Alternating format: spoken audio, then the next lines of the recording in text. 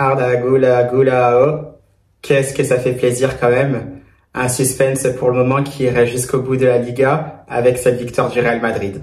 Hola a todos y a todas, j'espère que vous allez bien, c'est Bakikune de Madrid. On se retrouve pour une nouvelle vidéo du Real Madrid et surtout à propos de cette victoire face à Getafe, c'était en Liga et c'est une victoire très très précieuse pour le Real Madrid.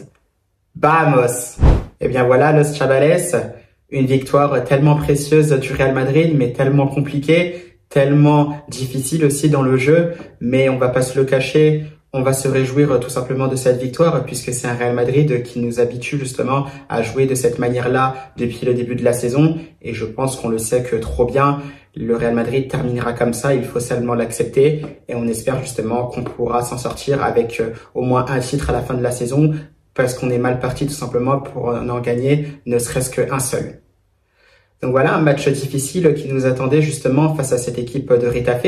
Je l'avais présenté d'ailleurs dans une vidéo d'avant-match où je disais que cette équipe entraînée par Bordalas était très difficile à jouer, surtout chez elle, puisque c'est un Getafe qui fait preuve aussi de beaucoup de vices. Ça, on le sait que trop bien. Si vous connaissez certainement la Liga aussi depuis quelques saisons, avec ce même entraîneur d'ailleurs, Bordalas, et ça on l'a vu justement dès les premières minutes du match avec Endrick qui était aligné d'entrée justement.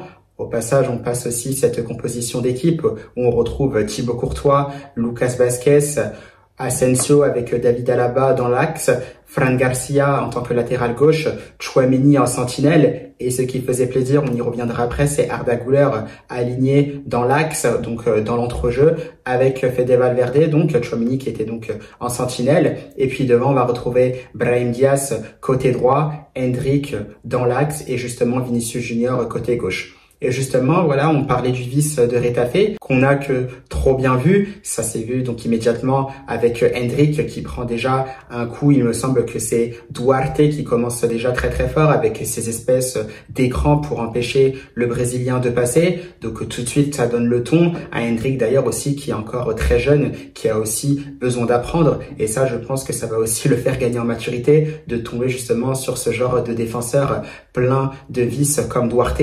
Donc ça déjà, c'est vrai que c'était extrêmement limite et on le verra encore une fois quelques minutes plus tard justement avec justement un nouvel écran. Cette fois-ci, c'était Alderete, encore une fois plein de vices. C'était vraiment un geste tout simplement assez vilain, pas forcément très impressionnant. Mais toujours est-il que voilà, c'est très très vicieux et ça empêche justement le Brésilien de continuer son action. Donc là, je pense que ça l'a bien mis dans le ton. Effectivement, Endrick, il est encore là pour apprendre, il est tout jeune, donc tout ça, ça va le permettre tout simplement de se forger. Mais voilà, ça montre effectivement ce à quoi s'attendait le Real Madrid, ce à quoi exactement joue Getafe.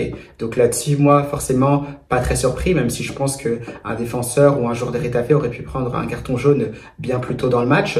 Donc voilà, c'est un Real Madrid qui commence assez tranquillement. Un Real Madrid aussi qui a commencé peut-être à m'agacer dès le début du match, puisque sur un jeu long d'ailleurs de ce même Alderete, d'ailleurs qui en aurait fait pas mal justement dans ce match-là, il faisait que des longs ballons. J'avais l'impression qu'à un moment ces ballons c'était des drones quasiment.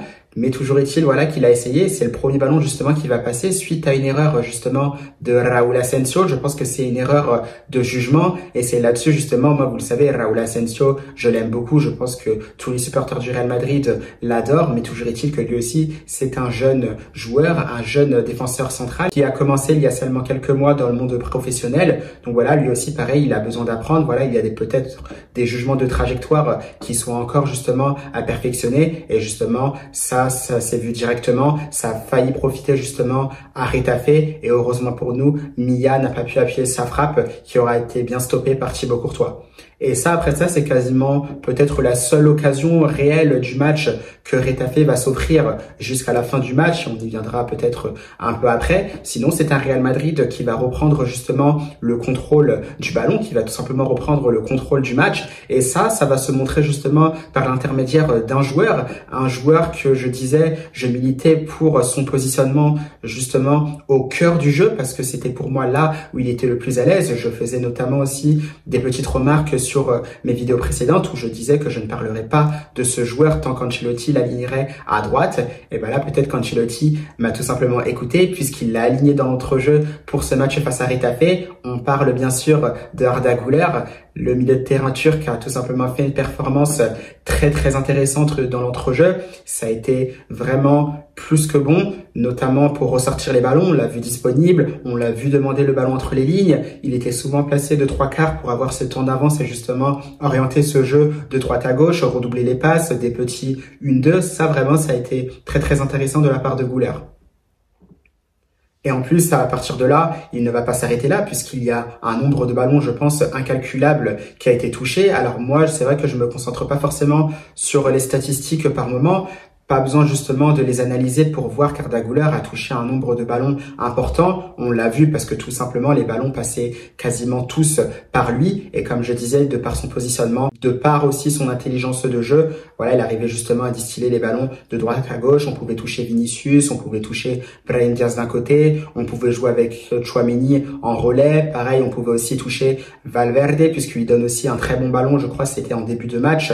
Donc un long ballon par-dessus la défense et Valverde aurait pu finir mais il manque un peu son lob. Mais voilà, ce sont des très bons ballons qui ont été donnés par Arda Güler et tout de suite on voit justement que le Turc est bien mieux dans l'entrejeu et on se demande aussi pourquoi Ancelotti n'a pas essayé de le mettre tout simplement avant, plus tôt dans la saison, parce que finalement c'est vrai que ça aurait pu être complémentaire, donc soit avec Tchouaméni ou Valverde à côté de lui et un Jude Bellingham un peu plus haut, je pense que ça aurait pu être très cohérent puisque avec ces trois-là, ça aurait pu être quelque chose de plus complémentaire déjà, même si c'est vrai Arda Güler reste jeune, je pense qu'il avait besoin d'apprendre davantage, mais justement c'est en jouant qu'on apprend davantage.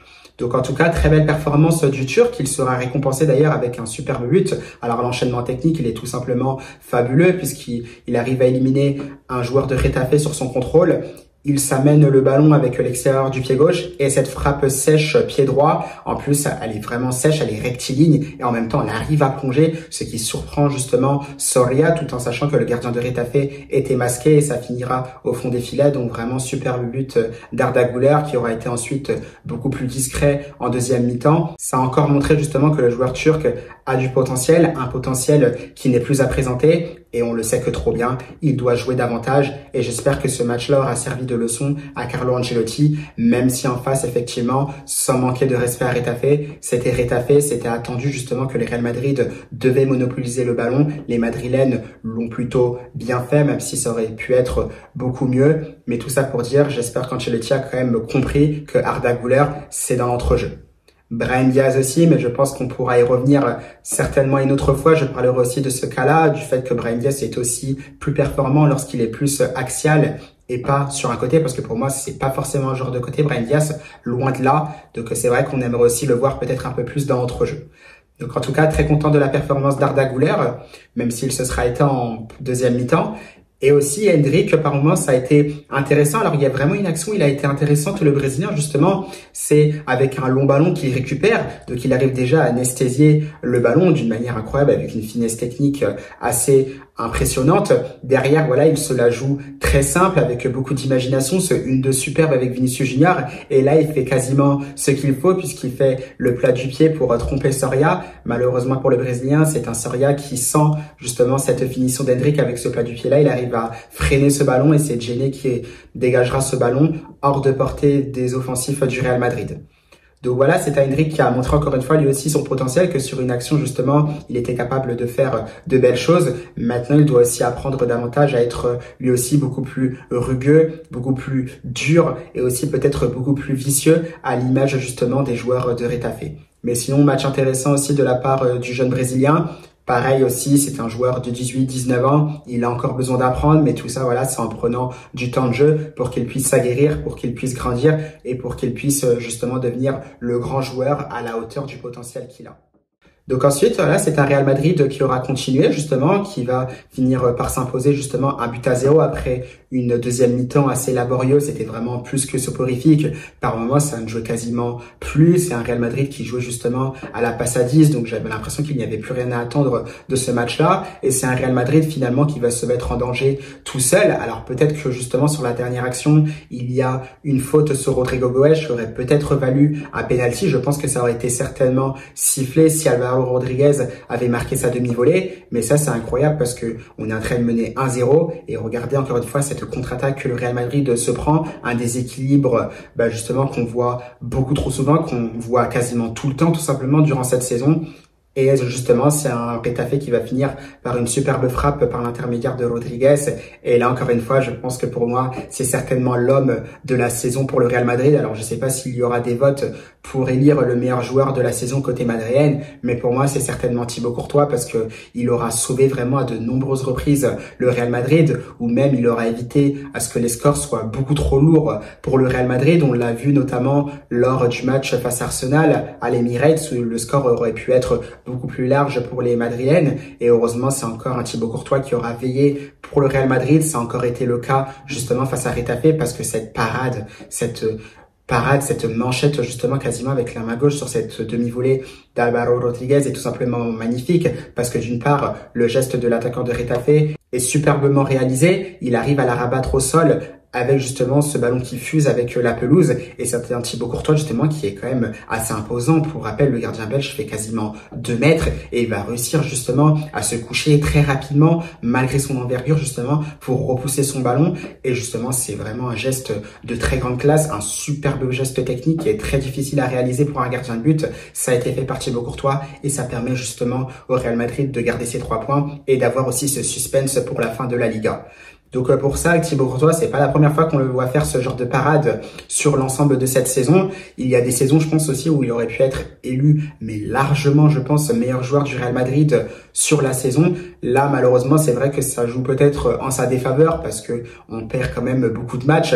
Mais s'il y avait pour moi un joueur à élire meilleur joueur de la saison, je pense que ce serait vraiment Thibaut Courtois, et de très très loin. Même si le gardien belge a quand même manqué quelques matchs durant la saison. Mais ça, pour moi, peu d'importance, parce que quand il est sur le terrain, il est beaucoup trop efficace. Il y a des parades dont on s'en souvient, et qu'on s'en souviendra pendant longtemps. Donc un Real Madrid qui finit justement par s'imposer 1-0, donc un match que le Real Madrid s'est compliqué lui-même, surtout en deuxième mi-temps. Et par-dessus ça, il y a eu un Vinicius Junior qui a commencé son match assez timidement. J'avais l'impression que le Brésilien aussi était en train de se gérer, notamment en vue de la finale aussi qui aura lieu donc ce samedi face au FC Barcelone. Donc un match très très important puisque le Real Madrid est vraiment en danger pour gagner des trophées cette saison, puisque là si le Real Madrid ne s'impose pas face au FC Barcelone, il se peut qu'on finisse la saison avec 0 trophée parce que il y aura aussi cet ascendant psychologique en vue du Classico le 11 mai en Liga qui sera certainement une balle de titre, surtout pour le Barça car ils ont 4 points d'avance, donc attention à cela. Donc voilà, c'était un Vinicius Junior qui était plutôt tranquille, qui n'a pas trop forcé, il n'a pas forcé son talent et on l'a vu peut-être un peu discret. Alors il y a cette superbe remise aussi pour Endrick justement à la suite d'un 1-2. Malheureusement le Brésilien n'a pas pu terminer cette action. C'est un Vinicius aussi Junior qu'on aura retrouvé sur une très belle action du Real Madrid. Donc ça part justement d'une contre-attaque où il est bien lancé par Arda Güler. Alors je sais pas si à un moment il fixe pas très bien. Je pense qu'il peut fixer d'une meilleure manière pour pouvoir servir Endrick, ou alors peut-être justement qu'il peut se servir de l'appel d'Endrick pour s'ouvrir une autre porte. Donc peut-être trouver une autre solution pour donner un bon ballon ou pour peut-être y aller par lui-même pour finir cette action. Malheureusement, il a préféré faire autre chose. Il a tergiversé et ensuite, il aura lancé justement un centre. Et justement, après, à partir de là, on va ressortir le ballon et c'est Arda Güler qui finira cette action derrière. Là, c'était une belle action dans l'ensemble de la part du Real Madrid en contre-attaque, donc menée aussi par Vinicius Junior. Après, on l'aura plus trop vu, le Brésilien, il aura été assez discret. Mais c'est un Vinicius Junior qu'on a senti assez serein, assez tranquille. On l'a pas vu aussi se prendre la tête avec ses adversaires, donc rien à reprocher au niveau du comportement du Brésilien qui a fait aussi les efforts quand il le fallait par moment. Et aussi, à partir de là, c'est un Vinicius aussi qu'on sait, on parle de lui notamment pour une prolongation au Real Madrid. Ce serait effectivement en bonne voie d'après les informations qu'on aurait eues. J'ai vu les infos aussi qui étaient données par Marca, à voir maintenant si ça se confirme ou pas. Mais c'est vrai que c'est vraiment en très bonne voie et c'est un Vinicius plutôt de bonne humeur qu'on a vu quand même face à Getafe, même s'il était sur la gestion. Donc à voir ce que ça donnera en finale de la Copa del Rey.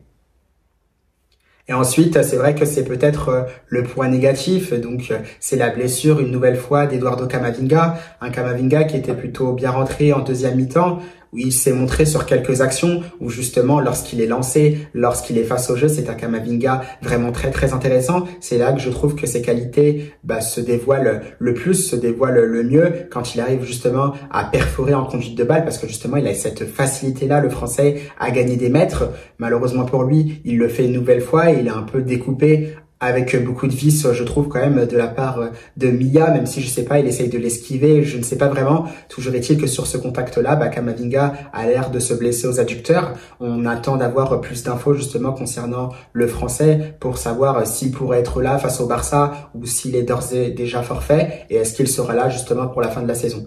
Mais c'est vrai que pour Camavinga, c'est vraiment un coup dur, parce que je crois que c'est quand même la 3e ou la 4e blessure durant la saison. Je sais pas si c'est la 2e à voir, mais c'est vrai que ça commence à beaucoup inquiéter le cas du Français, puisque c'est un joueur qui se blesse quand même beaucoup. Et là, c'est vrai que côté Real Madrid, c'est vrai que si on se demande à un moment qu'est-ce qu'on pourrait faire justement concernant le Français, c'est vrai que la question elle mérite de se poser, parce que le Français justement se blesse beaucoup. Donc vraiment grosse inquiétude à partir de là, et j'espère quand même que ça va aller pour Camavinga, et je prie pour lui justement pour qu'il soit là au minimum pour la fin de la saison, parce que c'est vrai que les adducteurs par moment, c'est vraiment très très très gênant. Donc on attend d'avoir plus d'infos concernant le cas du Français. Donc voilà pour ce qu'il y avait à noter sur ce match entre le Real Madrid et Retafe. C'est vrai que c'était un match mais vraiment un peu vraiment ennuyant, soporifique, laborieux.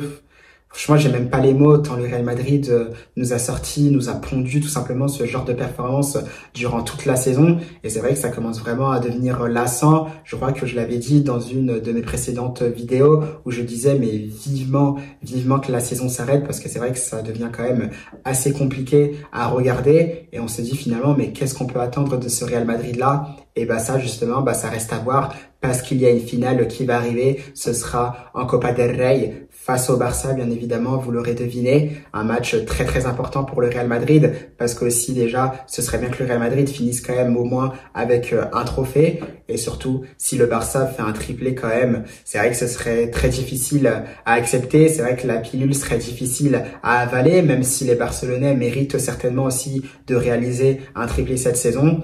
J'espère que les Madrilènes ne les laisseront pas faire, et j'espère justement qu'ils pourront gagner cette Copa del Rey, mais il faudra être vraiment plus que cohérent, parce que là c'est un Real Madrid qui n'a quasiment rien montré, et là vous pouvez faire revenir qui vous voulez, vous pouvez faire revenir Kylian Mbappé, vous pouvez faire revenir Bellingham justement dans le 11 de départ qui n'était pas titulaire face à Retafe.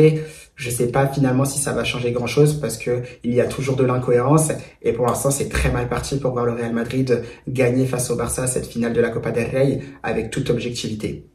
Mais cependant, ça reste comme le Real Madrid, on sait qu'ils sont capables du meilleur comme du pire, donc il y a toujours cette opportunité justement de gagner cette Copa del Rey, donc à voir ce qu'il va se passer. Dans tous les cas, on se projettera justement sur une vidéo d'avant-match pour ce Real Madrid face au FC Barcelone. Eh bien, j'espère malgré tout qu'à vous, ce match entre le Real Madrid et Retafe vous aura quand même plu, avec un bon nombre de fautes vicieuses qu'on aura vues. Moi, pour ma part, je me serais pas trop régalé, mais bon. L'essentiel, c'est le résultat, et je pense que c'est le plus important. Eh bien, belle fin de semaine à tous, et surtout, à la Madrid!